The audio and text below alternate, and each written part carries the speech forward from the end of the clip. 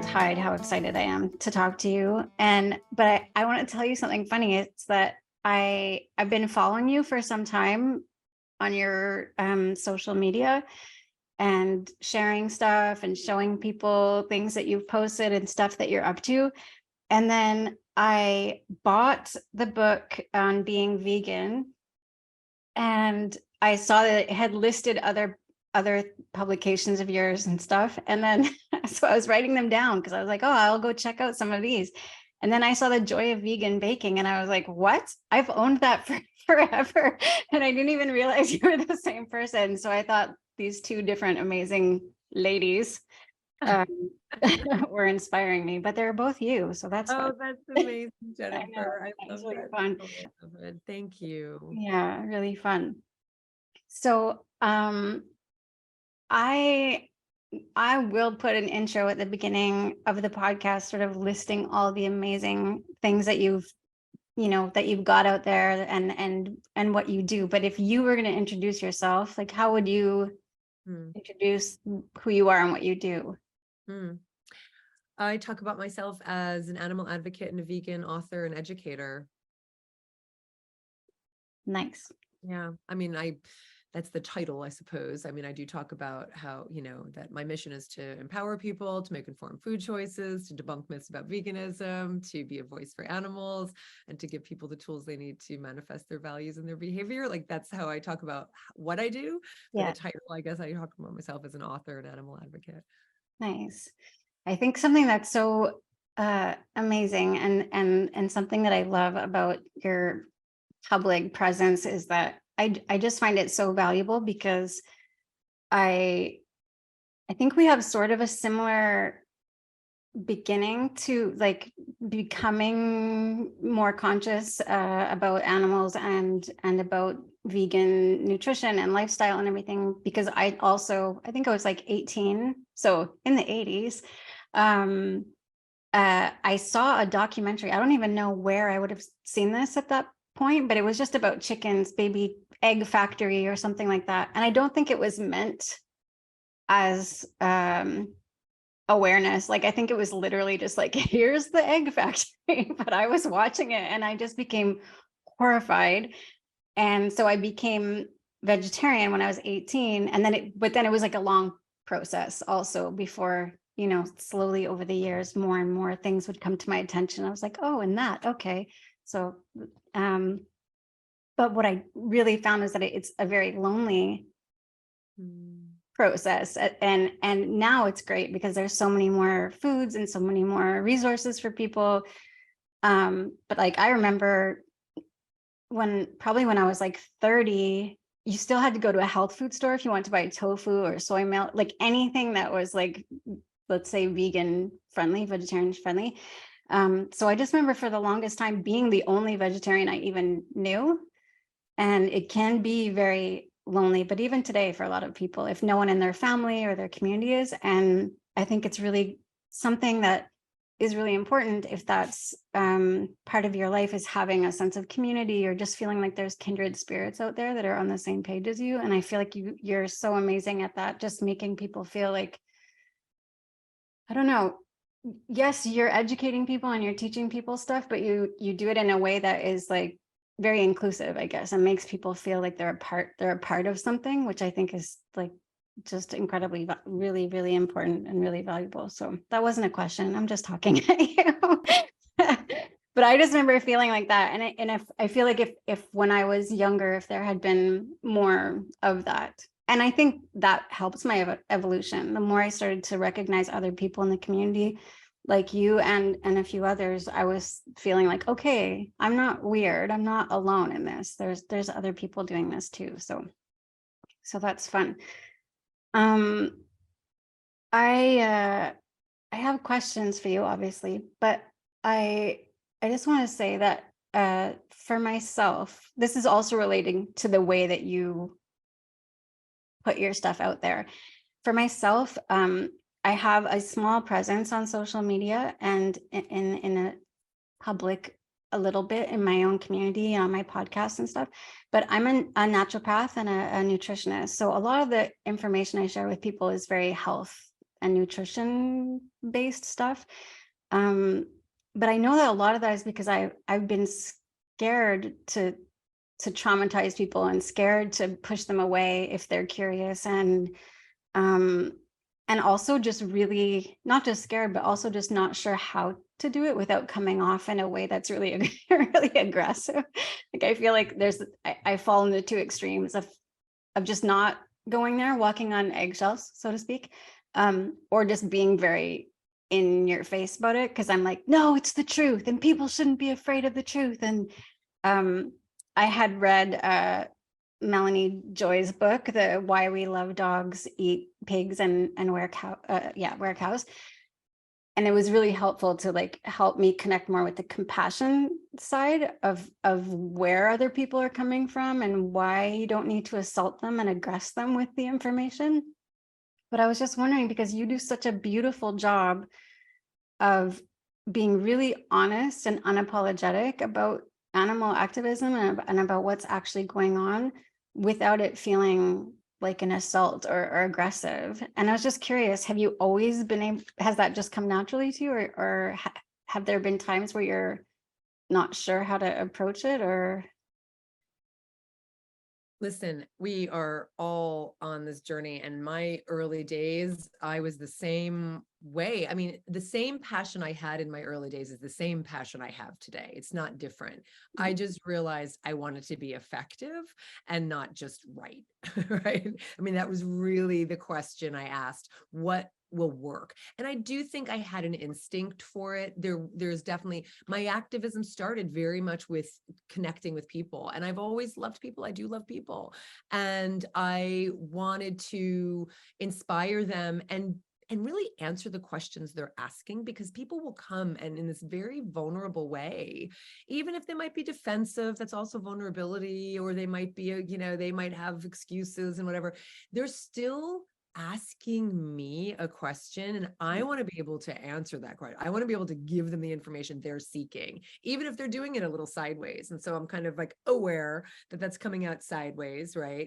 And so I just always felt it was an honor, and I always wanted to provide the information. And I always was very aware that everyone's coming from a different place. And I've always said that, I think we do instinctively know the why.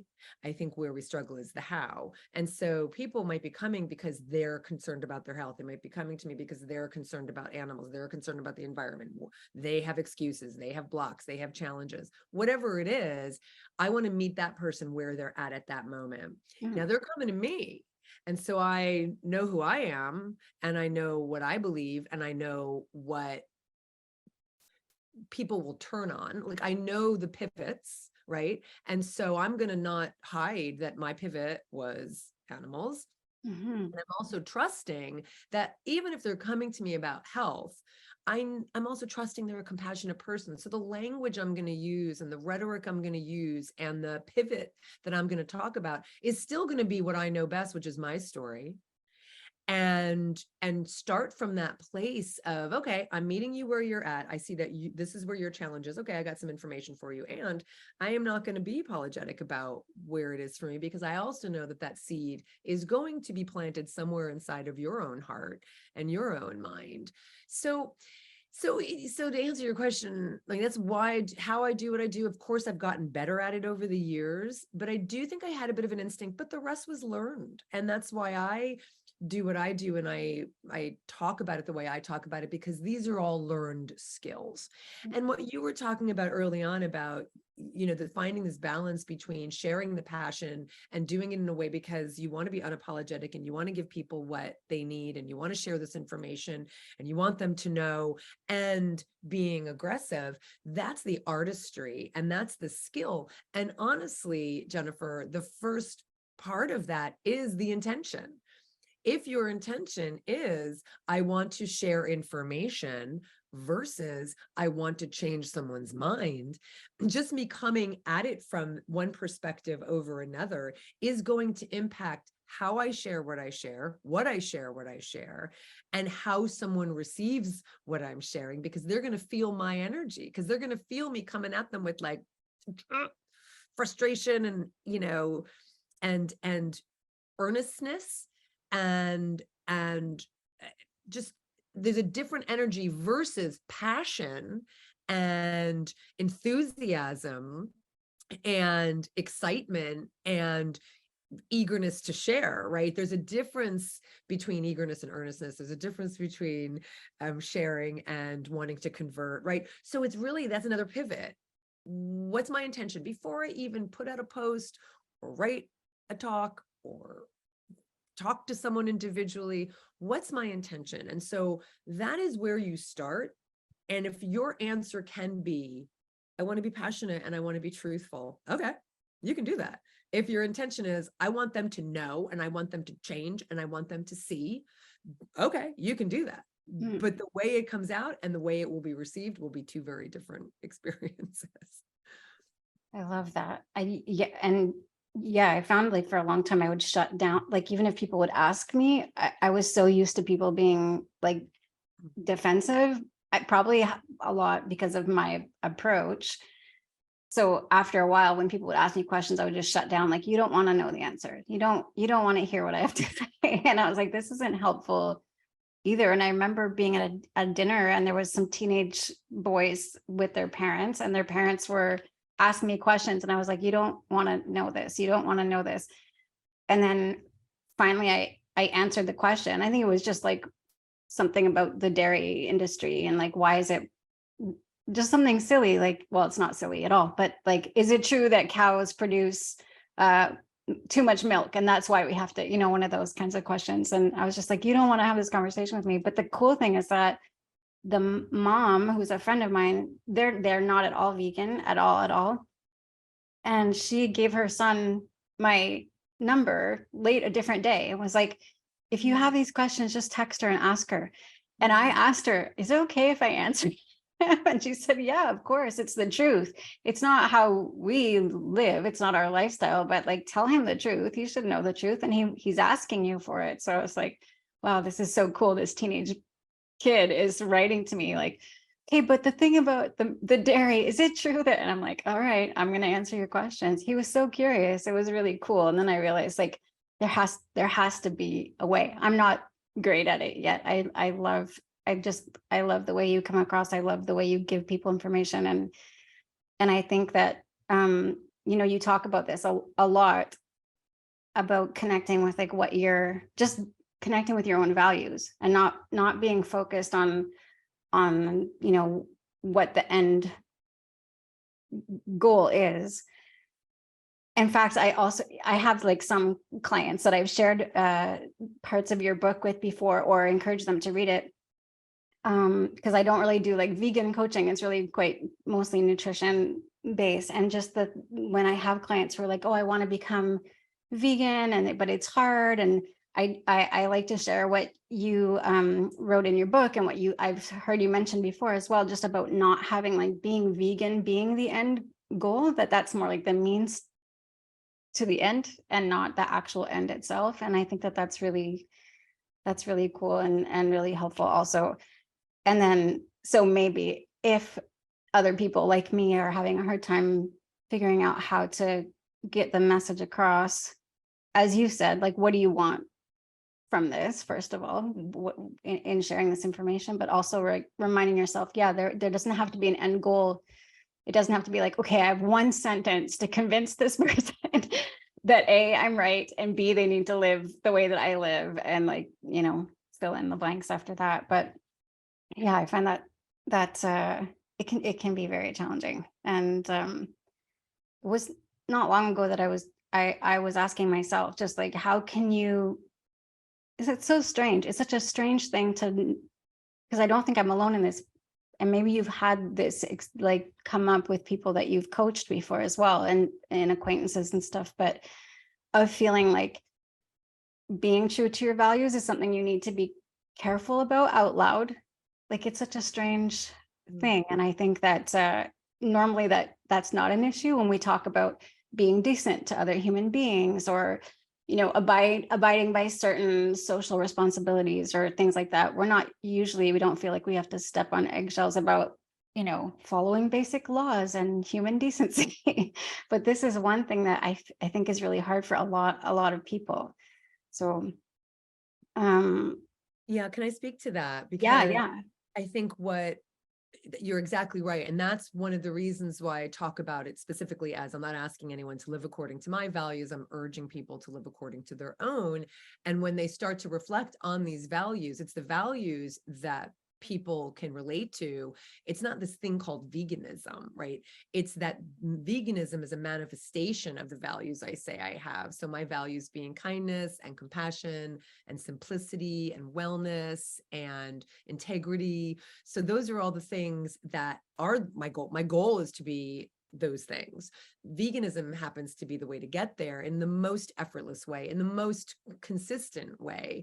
And the point is, if we just talk about, and now I'm kind of talking a little bit about advocacy, and I'll get back to what I wanted to speak to from what you said. But if we just say vegan, vegan, vegan, no one, that doesn't have a resonance for people. There's not something inside of them, as George Lakoff would call a frame. There's no frame that's speaking to, like, it feels unfamiliar, it feels foreign, it feels inconsistent with the other parts of who they are. And so that doesn't resonate. But if we talk about compassion and wellness and optimal health and kindness and integrity, those are the things people can wrap their brains around. And when they start to, and you can help them make the connection between those things and not contributing to, animal suffering or to your own ill health by not eating animal products, then people start to see that that's actually not antithetical to the things that they already care about. But because vegan is often talked about as something separate than from who we are, that's one of the reasons, and I can't change how everybody talks about veganism. I can only do what I think is best myself. But I think it's one of the reasons, advocates don't have a lot of efficacy, or at least for a long for the long haul, or in terms of the numbers that we would want, because it's still talked about as if it's something different than what people already believe. And it's not. It's, to me, it is the most consistent manifestation of the values we say we have.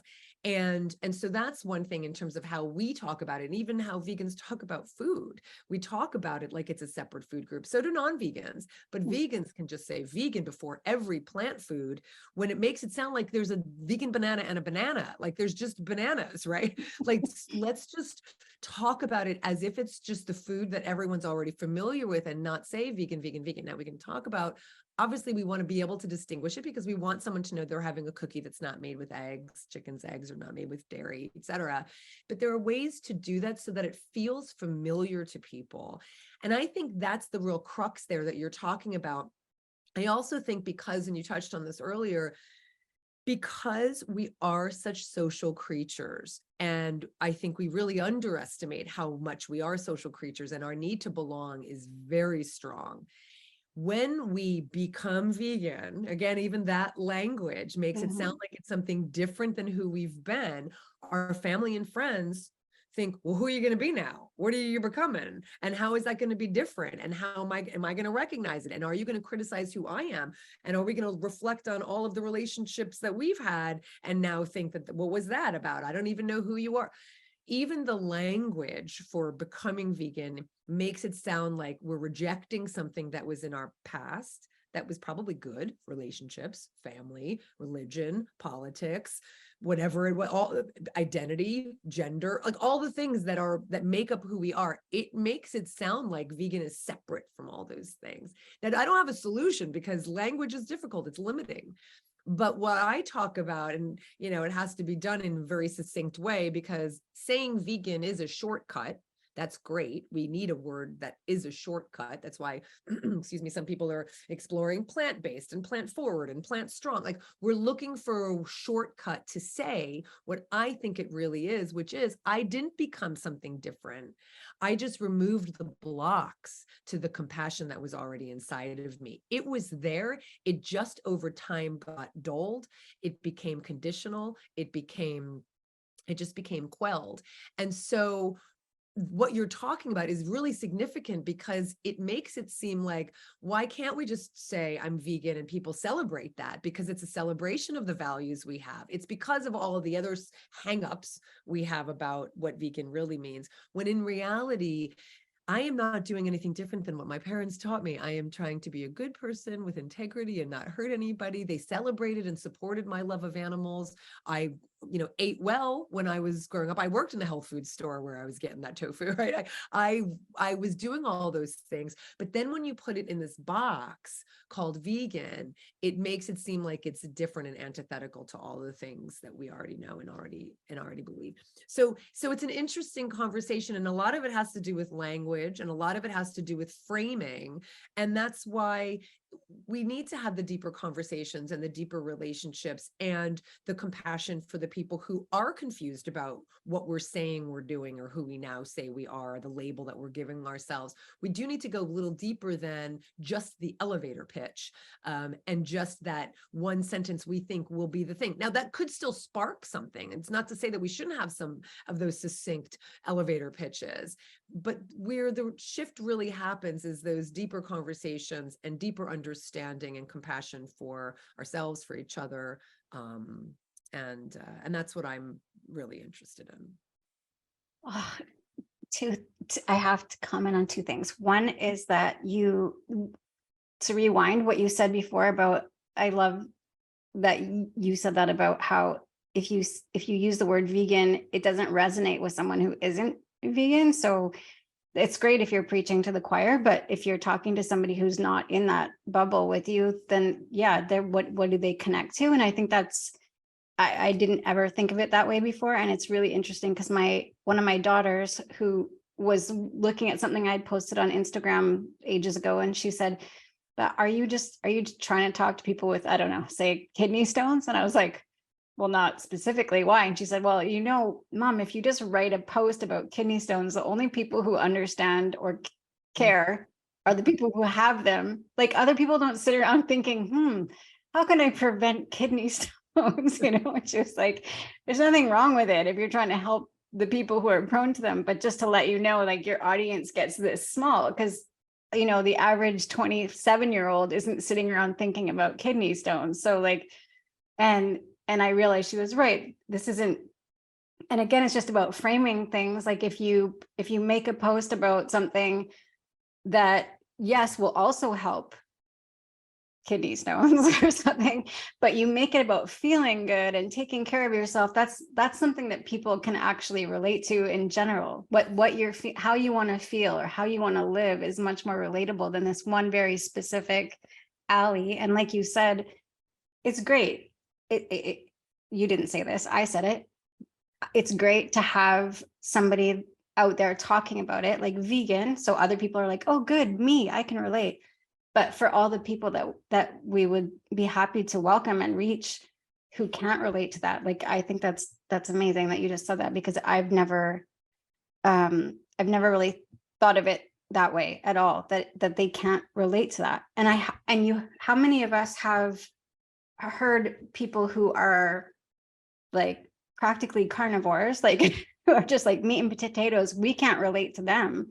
So when they're talking, we get very narrow vision as well, because we're just like, I cannot relate to this at all. Well, that's how these people feel, right? Like, perfect analogy. Exactly. And I think that's two things. One is that the mistake we make is that we forget that we were once in that chair.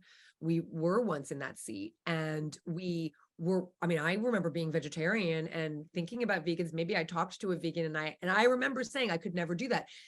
Number two, that's why we say things like, or that's why we hear things like, and I will say that I did say this, but this is why we hear things like, I'm X, I couldn't be vegan. I'm Y, I couldn't be vegan. Fill in the blank. I'm Mexican, I couldn't be vegan. I'm Italian, I couldn't be vegan. I'm Polish, I couldn't be vegan. I'm Irish, I couldn't be. I'm English, I'm from San Salvador.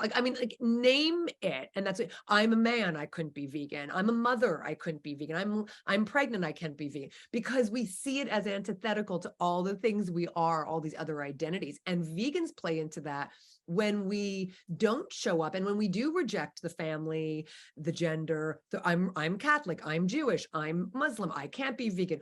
We reject all that. So then all the things that were part of who we are and our family and our identities, all of it, when we then reject all of those things, we are basically saying, oh no, it is very different than all the things that I was raised. And it's like, no, we are many things. We are all these things. And we need to speak to all of the things that that all of us are. And so when we even myopically talk about vegan as if it's separate from our being a daughter, our being a son, our being, a Catholic, our being raised, whatever, right? So we play into that and we make it so narrow, exactly what you're talking about. And then we wonder why. And then what I see vegan advocates do is then just play one off of against each other, which I think is so unfortunate, because it makes it look like, I've seen this, I've seen this over the years. It literally pits these things against being vegan. You can't be vegan and be X. Of course you can't be vegan and be, religious. I mean, name a religion, right? I mean, there's criticism, from vegans about that. Of course you can't be. Well, yes, you can be. That's literally like saying you can't be a man and be vegan, right? We're playing into these stereotypes, and we're playing into these narrow bits. And it's also why I think it's dangerous when vegans say, well, vegan should mean that you're all these things. It should mean that you're, zero waste. It should mean that you're, environmentally, right, aware. It should mean that you're, that you care about sustainability. It should mean that you're, anti-racist. No, if we keep making this thing more narrow, we are just going to make that door through which we want people to walk so narrow that no one's going to be able to walk through it. So if we can broaden it and be as inclusive as possible, including wherever people are on their journey, and embrace them and not judge them and remember where we came from, I just think that is going to be the thing that enables people to be curious and ask questions and be open. So there's so much to say about framing and Oh, I love it. And I think also that you, because you when you bring, like, I think religion is actually a really great example also of how, like, if you hear somebody say, like, I'm Christian, I'm Muslim, I'm whatever, if you're not that thing, often the first thing we hear is like, I'm not like you, like, or this excludes me somehow, I'm not that. So I can totally see how, if I'm like, well, I'm vegan, how somebody can be like, oh, okay, this excludes me, this isn't who I am. But like you said before, we might have the same core values in life, and we're not actually different, but I just put a label on myself, and I don't mind doing that. But I also see that there's like an environment where that's helpful, and an environment where it's really it's not inclusive, it's not helpful. And yeah, the vegan policing thing, I don't know if I've ever, so I don't want to pretend I've never been crappy like that, because I may have been, but it is hard in life when I mean, it's the same thing with feminism, for example. There's lots of feminists who will tell you you're not a good feminist because you dress sexy, and then you can also say, well, yeah, I dress sexy because I'm a feminist and I don't want people to tell me how to dress. So, but the same thing, like with the, I don't buy things that are leather. I probably still have a few things left in my closet that are still leather, but if I wore it, there's the side of like, yeah, I can't throw this in the garbage. It pains me to just see this. It hurts me to throw this in the garbage, knowing that this was for nothing. And then I can equally see how someone else would be like, it pains me to put that on my body because it horrifies me. And I feel like that's traumatizing. And I feel like both points of view are very valid. Personally, I wouldn't have like a cow rug in my living room, even if I had it before, because it would make me very sad. But if I knew someone else who said, well, I am vegan and I can't just throw this out because this poor cow, whatever, like, I think that we like to, humans in general, we like to police other people. Are you doing our values properly? We have to be very mindful of that.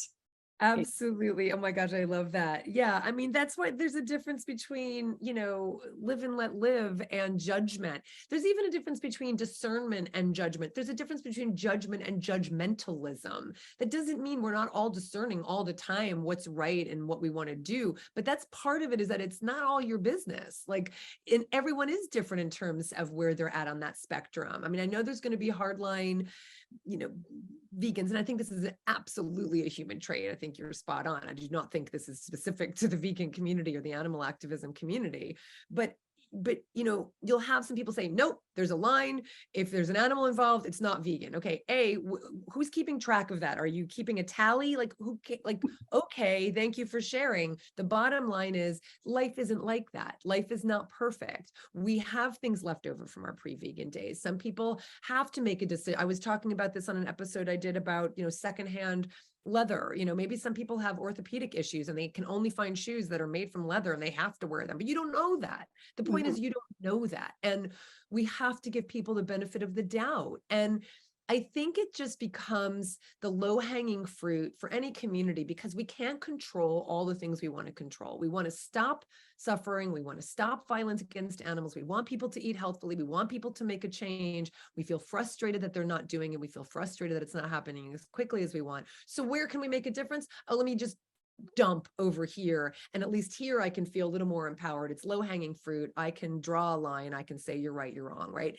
And I think it just becomes this place of they do it because they can, because they don't feel there's an outlet elsewhere. And I would say, step back, the people who are doing things 99% right, but then missing the 1%, that's really not where we should be spending our time. Where we should be spending our time are people who are doing 1%, not great, and they're struggling with the 99. Let's help them with the rest of Yeah. right? Yeah. Yeah. As I said earlier, I'm a nutritionist, and I don't think I have a single client right now who is even vegetarian, let alone vegan. And I always start at the beginning, like, I'm not going to try and convert you, but it's funny because a lot of them find me on social media or through friends who are like, oh, I have this vegan friend, she's a nutritionist. And our first consultation, they're like, I don't want to be vegan. I'm like, you came to me. I didn't, first of all. And second of all, my goal is to help you achieve whatever goal you've just come to me with. So that's not on the agenda, but of course, they're also not choosing me by accident, so there's like that little bit of curiosity. But yeah, if I go in right away, like, okay, well, here's the rules, like I'm going to lose them. And that would be really sad if they felt like, oh, this experience I had with somebody who I went to for information, whether it's just in passing a question about being vegan or it's actual like coaching or whatever, if you lose these people's interest because you were like, no, you have to do it perfect, or I can't help you. I'm not perfect. So what? I know. I've never told anyone that before, but yeah, I'm not perfect. Not perfect. So question. Well, okay, before I move on to the next thing, because the next thing is really just very specifically about you. If people are looking to, like, say somebody's like, okay, I've started just eating all plant-based foods, and for whatever reason they chose to do it, and then they're like, okay, the next step, I really do want to be more active. Like, what would you recommend to them for sort of first steps for exploring how they can, be more active as far as animal rights and activism and stuff is concerned, outside of their own kitchen? Now they're ready to like step out. Okay, good. Yeah, because I was going to say, first really embracing the fact that you have an audience all around you with your family and your friends and your coworkers and people you meet on the street, people you see at a store. Don't underestimate that, because that really is our flock. I mean, that's already built in, right? Which is wonderful. And people are looking to us all the time. And, kind of what you were saying just a minute ago, like on one hand, we shouldn't put all the pressure on ourselves that we are the apex of representing vegans and all vegans, right? We need to relax a little bit, because I think a lot of people do feel that pressure. And I've heard from a lot of vegans who are like, I wear glasses, therefore I'm not representing veganism well. I am underweight. I am overweight. I have, I'm tall, I'm short, whatever. I have a cold. I don't want to tell people I'm vegan, right? We put this pressure on ourselves. On the other hand, the truth is we do represent, and we're representing all the time. And that doesn't mean being inauthentic, but it does mean being aware that people are watching and people are paying attention, and they are they are kind of picking up on things that we're saying and doing all the time. So it's just having that awareness. And so the power of that, how cool is that? We do that all the time in all of our lives, regardless if it's about veganism. We are watching each other all the time. We are more impacted by the people in our lives than we are by any celebrity. I don't care what celebrity goes vegan next. They're going to have more impact on the people who are in their lives than the people who, necessarily worship them from afar. So the impact we have is really powerful. So don't underestimate it. And then in terms of where you go next with that is, where is your passion? And what is your interest? And what are you good at? What are your skills? Maybe it's going to be something that moved you in terms of your own journey. Maybe it was a nutritionist. Maybe it was a health issue. Maybe it was, seeing something on the street. Maybe it was a book you were reading. So is it education? Is it legislation? Is it nutrition? Do you want to cook more? Like, just what gets you really excited to talk about and share with people, because your passion and your enthusiasm is going to be contagious. And so, yeah, are there forms of advocacy that are more effective than others? Yes, I do think it is true. And I think starting with, what do I love? What am I passionate about? What is going to be contagious when I talk about it? What do I notice that people really want? What is missing out there? Or at least what do I want to fill in out there? So it has to come, I think, from a really authentic place, because I think that's what's going to excite you the most and make you really good at whatever it is you choose to do. And if you change your mind and you want to do something else after, it doesn't work, or you're not comfortable, but you don't have to do something that other people say has to be done or is the most effective. If you're not comfortable doing something, you're not going to be good at it, and it's not going to feed you. And I think, whatever it is we're talking about, whether it's an avocation or a vocation or advocacy or whatever it is, it has to feed us, because we need to get something out of it as well. It can't deplete us. And so that doesn't mean we're not going to get tired. It doesn't mean we're not going to get overwhelmed or all the things.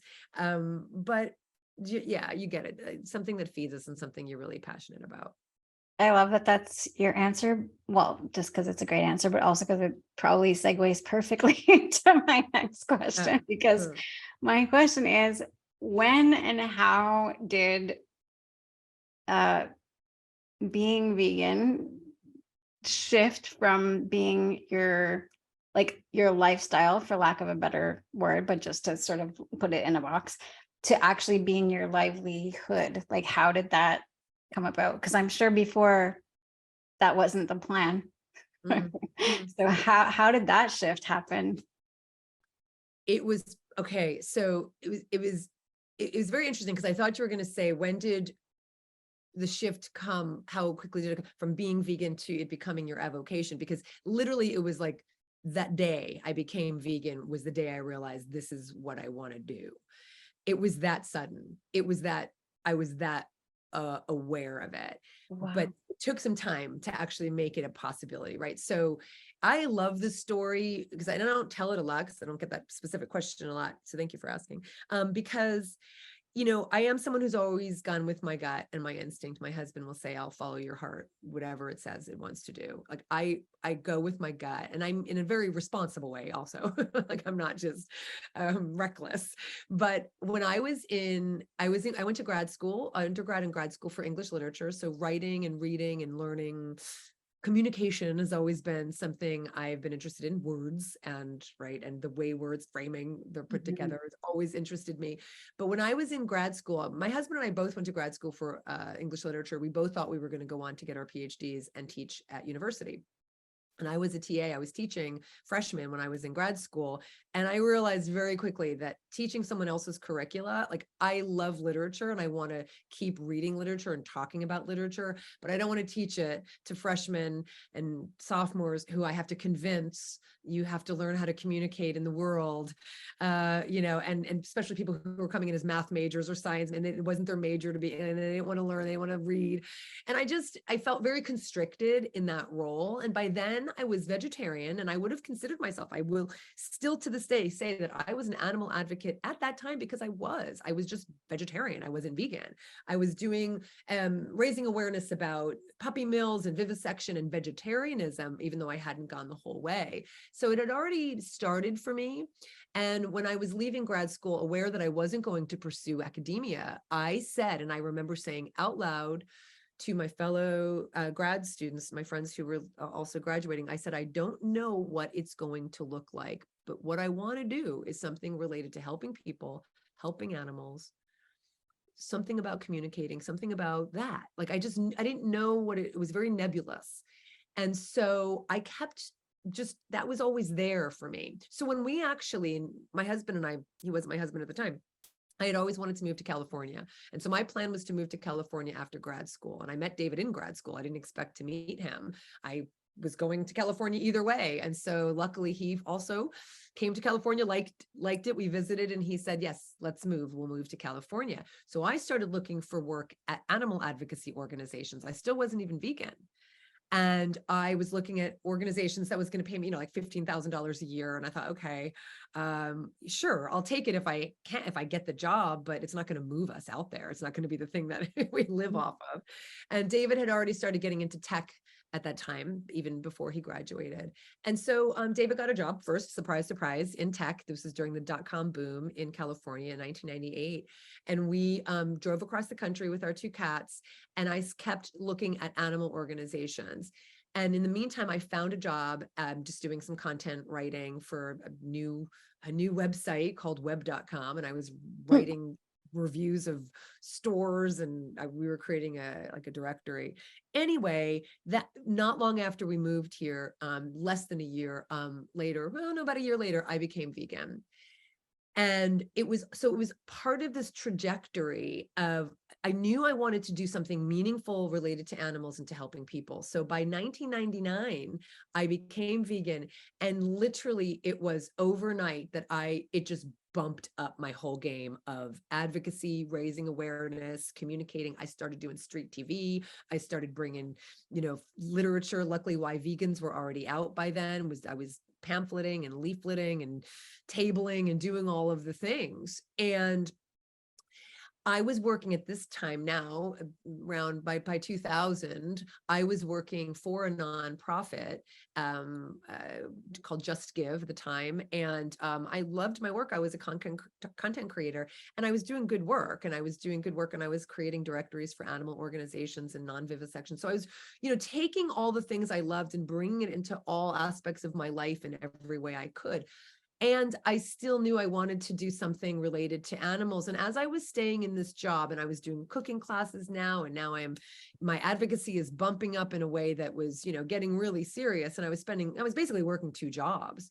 So now I'm at this job for a while, and liking what I'm doing, but now I'm starting to lose my passion. So years are going by, I'm in this job, and I'm really feeling my passion is over in this animal realm and the cooking classes. And, I started podcasting by then. So now we're getting into about 2006, but I was scared to leave, because how am I going to make a living doing this? How am I going to do this? Now, my husband was working, but we needed 2 incomes. And how am I going to do this? And just stayed longer at this job than I should have, until they let me go. And guess what? It was like the best thing that ever happened to me, because the thing that I was so afraid to do, leave and take the leap and take a chance, was the thing I was forced to do. And so David and I talked, and there were organizations I was teaching now by then, but just for my own classes. And I had already started connecting with Dr. McDougall and Dr. Barnard and PCRM. And I was kind of on the outskirts of all of that. Or I was involved, I was a supporter, and I was kind of, using their literature. So I was using their literature a lot, and I was, friendly with the organizations.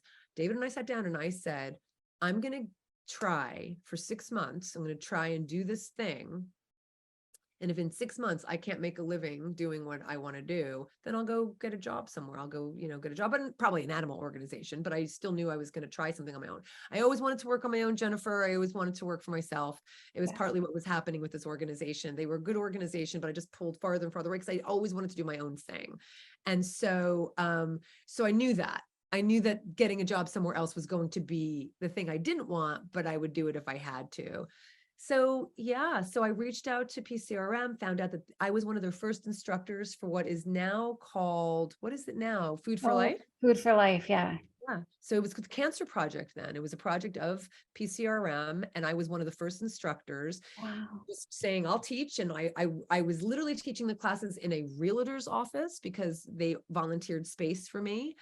And I reached out to Dr. McDougall. So I started piecing together all the ways that I could earn a living. And it was teaching cooking classes. My podcast has always been supported by my listeners. I hate the process of going out and getting sponsorships. I know I'm losing out on tens of thousands of dollars a month, but I just can't bring myself to do it. I'm probably stupid to do so, but I just have always relied on my supporters, and it's not a lot, but it's something that just makes me proud and it's sustainable enough. And that's what I did. And so the point is, I never had to go back and go find a job elsewhere. All of these things got pieced together after the podcast. I wrote my first book, then the next book. I just got my deal for my 8th book. I mean, it's a $10,000 like advance. I'm not making, these aren't $100,000 advances, but it's enough that gets me to the next month and to the next thing. And we're a 2-income house. My husband obviously is the breadwinner in this house, but I've always prided myself on the fact that I earn my income as well. And I've always been able to do it, doing what I love and making a career out of this, and always from an authentic place. I've never done anything because I had to. I've only ever done anything because I wanted to and because I felt it was needed in the world. I could have kept writing cookbooks. The publisher I was first started with, they kept wanting me to do cookbooks. And I was like, well, I'm done doing that. I've said all I want to say over there. Now I have things to say over here and I want to do more. And so I really prided myself on that. And we talk about, the future of retirement, what that looks like. I don't even know what that word means for me. Like, I just am grateful I can keep doing what I love to do. And I'm just going to keep doing it until I can't do it anymore. So it's a very long answer. No, it's beautiful. I love it. Speaking of all the things that you get to do, you've also created a life that creates opportunity for yourself. I mean, you're doing the work, but the work that you're doing is leading to other amazing opportunities. So can you tell people a little bit about the tours that you're doing, the vegan travel? Because that is insane. And I just find it so amazing and cool and incredible that even exists. Can you talk about that a bit?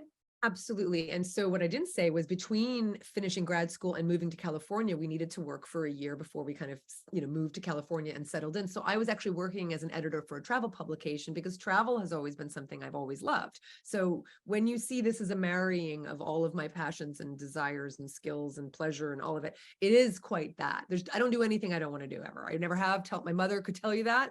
I've never done anything I didn't want to do. So the travel has always been something I loved, and David and I have always traveled, domestically and internationally. But in 2014, I was approached by a travel company and a travel agent who asked if I wanted to host trips that I would sell to my audience and then they would run. And I was really nervous, because the idea of, just the behind the scenes, the seams, that people would see me in this really intimate way, and I'd be traveling with people. I got really nervous. And so I actually decided to dip my toe in, and I hosted a weekend in the mountains in the Sierras in California with whoever, I put it out there as a thing. I worked with a bed and breakfast up there. We would do cooking classes. I worked with a restaurant to have this incredible vegan dinner for everybody. We would have workshops, and it would be like a long weekend. And I thought, let's try this. Let me see how it feels with just, 10 people, and how it feels to be in that really intimate space with people. And we did it, and it was fantastic. And, learning the boundaries, and everyone's always lovely. I mean, no one's ever, well, there's some people who are weird, but no one's ever, no one's ever inappropriate. So I said, okay, let me try it. And I sold it, and I went. Now, it wasn't the right fit in terms of the outfit I was partnered with. But in the meantime, two people who had become vegan from my podcast, who had become friends, their names are Brady and Seb, they came on the 2014 trip, and they came on the 2015 trip because I gave it a second chance. And in the end, it wasn't the right fit. And Seb started planting seeds because they had a background in tour leading. So he started planting seeds like, we could do this together. And we started traveling together, and everywhere we would travel, the four of us, David and I and Brady and Seb, and everywhere we would go, he would go, this could be a trip we do together. This could be a CPG trip, he was calling. This could be a trip. And I think I was just nervous because of the experience I had had with the outfit that wasn't the right fit. And my brand was on the line, and my name and my reputation. If I'm going to do this, I have to do it with people I really know and trust and who know my brand. So Seb, confident that he is and was, said, listen, let me put a trip together for Thailand, because they lived in Bangkok at the time. And you sell it, I'll run it, and you decide after that. Like, you tell me then. And it was the most incredible trip because Seb is amazing, Brady's amazing.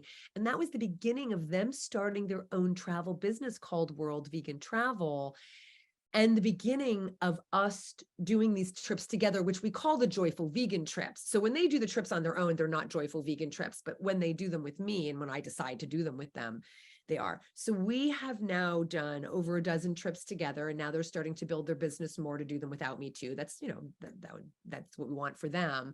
But where I am able to sell it to my audience and sell these trips, it's from the intention of there is no deprivation in being vegan.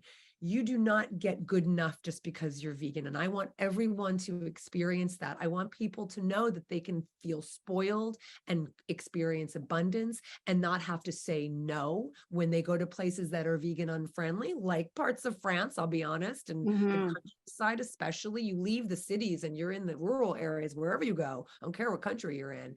And it is more, you'll be saying no more. Oh, you'll be happy you're getting good enough, because that's how lovely it is to be vegan and know that, like, you might not get the best food in the world, but you're going to eat, you're not going to starve. But I say no, we say no, you are going to get the best food that is vegan in wherever you go, wherever you travel. And we're also going to make sure that you don't have to worry, you don't have to think, you don't have to worry about animal exploitation. And when we can celebrate the work being done to protect animals in whatever country we go to, we're going to do that as well. So that was always the intention from the beginning. And that is what those trips are about. And it is an absolute marrying of what I love and creating this for myself as well. Now, it means I'm going back to some of the same places that I've been before, but there's just nothing like, and I don't go to every place, when Brady and Seb come to me and say, these are the trips we want to do this year, I'm saying no to some, especially now that they want to do a lot more because this is their business. But there's certain places I love going back to again and again, and will continue to do so. But there's nothing like bringing people on these experiences, and especially people who've been following me for a long time, and now have seen these trips, and watching their faces and watching the connections and seeing the friendships that are formed and seeing the abundance they experience, and them feeling spoiled and them feeling just good. It's just magic. It's just absolutely magical. And I feel like it's a gift. I mean, it's a gift they're giving themselves because they're paying for these trips, but to be able to create these with Brady and Seb and my husband, and to do these together, it's an absolute gift. It really is. Wow. Yeah, I think it's so neat because I saw on some of them, like you said, you get to go and sort of dabble in some activism or go to sanctuaries or things like this, as well as just being on vacation and making, knowing that the food that you're eating is actually all vegan and stuff. And I think that's really, really exciting. I was going through all of the trips that you had posted. And I was just like, how would you even choose? I don't know, but some of them just sound like so incredibly they all sound incredibly beautiful, but and it's fun to also, first, there's a lot of people who don't, when they travel, they want all the guesswork taken out for them, and they just can feel secure that this is the experience that they're going to have. And yeah, there's countries where, like you said, oh, we went to Greece just before the pandemic, and it was incredible and beautiful, and I wouldn't trade a second of it. But there was definitely everything we wanted was there. But if you don't know where to find it, it can be really challenging. And there's a lot of people who just get overwhelmed, and they're like, I'm super busy. I only have this week or these 2 weeks of my whole year that I can take vacation. I don't want to spend that vacation working to make sure that it's a fun experience. But then, and again, also just getting to go on these trips and having like these people around you who you know are from the same family, with the same, that sort of kindred spirit thing that I was talking about earlier. It's just so nice. You don't have to explain yourself. You're all there doing the same thing together. It's pretty fun. I have goosebumps you just saying it. I mean, like, what, we keep our WhatsApp groups open because we have channels for, I have a million WhatsApp channels because we have channels for all of our groups and our travelers, and watching the connections that continue, the people who meet, there's always reunions. There's people who overlap because they'll go on different trips and then they're meeting new people. The relationships continue. And we have people who come on these trips, Jennifer, who have no vegan friends in their lives. They have no, they have supportive family members, but it's still just a tad different than just as you said, the kindred spirit, not having to explain yourself. We speak the same language, and watching these relationships form. I mean, I've seen really close friendships form. They become best friends. And even if they just become really good friends, watching this and seeing them connect with each other once they get home, it's the reason we do these trips. It's the reason we go to conferences. It's the reason we create communities, because it's so vital to us staying vegan. It's so vital to us staying joyful vegans, happy. I mean, why do this if it doesn't feel good, right? And so we have to find ways to connect with people who get us, who understand. And it's so vital. And so this is just one more way I can provide that piece of being a joyful vegan to people's lives. I love that so much. If people want to connect with you, because I know, I could talk to you for 5 hours, but but if people, well, okay, before I ask you this, actually, when you do one-on-one coaching, which you do with people, what is that? What kind of things do people come to you specifically for? Is it just way too vague of an answer to the No, question? quite deep. It's actually it's very specific. Obviously, everyone's different. The thread is usually the two main things I see. This is what I love too. It's kind of what you were saying about your clients. I love people who come to me and say, I was vegan, I'm not anymore, and I need some inspiration, or I'm starting to fall off and I want to come back on. And again, same thing, like, I'm not going into these conversations like I'm going to convince you to come back, or right, I'm going to make sure you don't. I love the conversations that, again, get them back in touch with what it was for them in the first place. So there's that category. And then there's the category, usually it is the advocacy piece, or just at least being a vegan in a non-vegan world and not being angry and not being frustrated and how to keep going. Yeah, those are the two big ones. And again, it's the same thing of just, for them to leave the conversations with just a renewed sense of purpose is the least I could hope for. It's amazing. So that's what people come with some very specific things, which I'm always happy to talk about. Sorry, I know people can't see my face, but I made a face at you.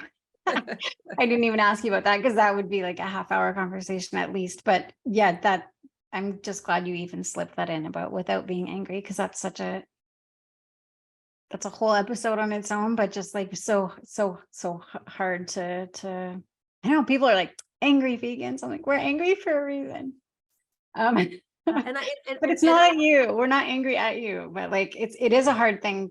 I definitely, once in a while, I find myself slipping back into that little place, and then I'm like, oh, okay, let's not do that. There's so much hope. There's so much like beauty in all of this, and let's not just like take that little trip down the hole, because that's not a good place to be. But it's so amazing. I love that you are there for people for that, because that's a very real thing. It is hard, and I think it is Melanie Joy, who talks about that a bit, about how people go there because it is traumatizing. It's just actually traumatizing, and it can be extremely discouraging, and hard for people. But also, like, so much change has happened even just in the last 20 years. Like it's mind blowing. So yeah. So happy that there's people like you reminding people of that, because it's huge.